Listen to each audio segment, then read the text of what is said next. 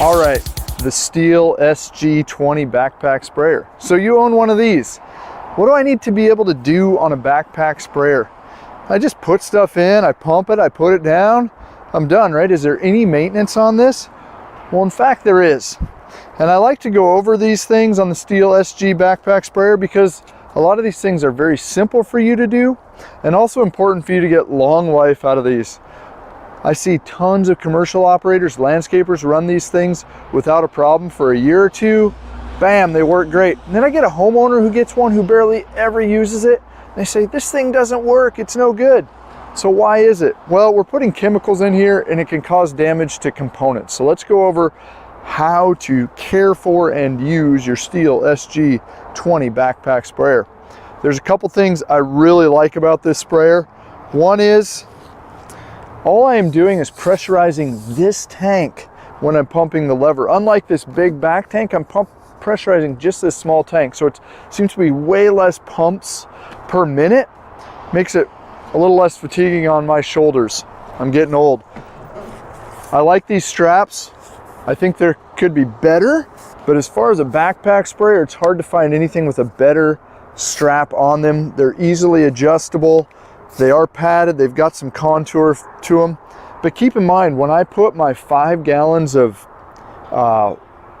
water, liquid, chemicals, whatever in here, that's a lot of weight, right? It's, what is it, 8 pounds per gallon for water. So this is a 4.75 gallons. So just do the math real quick there. I'm gonna have 40 plus pounds on my back when I get this thing all filled up. Okay.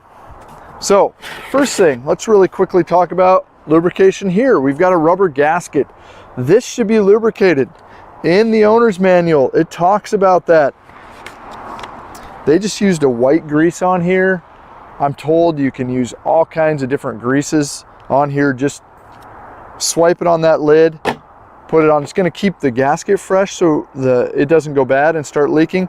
It also seems to allow it to come off easier, which every once in a while I see this sucker get stuck down and unable to come off. Next thing that I see often is the screen in here gets plugged up. So I take this out. I forgot I had pressurized this. I take this out, I've got a screen right here, and that can get filled up with debris. I don't know how. I am always so careful personally about what I put in my tank. A piece of material can get in there. Cleaning that out.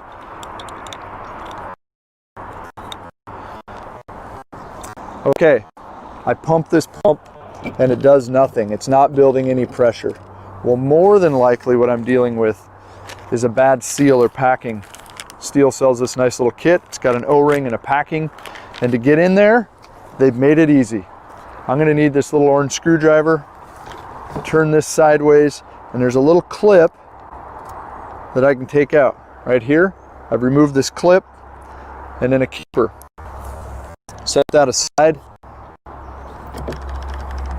That will allow the pump, rod, and arm to separate. And then there's a little detent here on the side. I push in and I can pull out this whole arm. Okay? So I can, with this kit right here, replace this item and actually get back to pumping and moving material into the chamber. This also should be lubricated, and that can be done one of two ways. One is by taking it apart, or two is actually just right down through the throat of this. And really, like, I use an olive oil.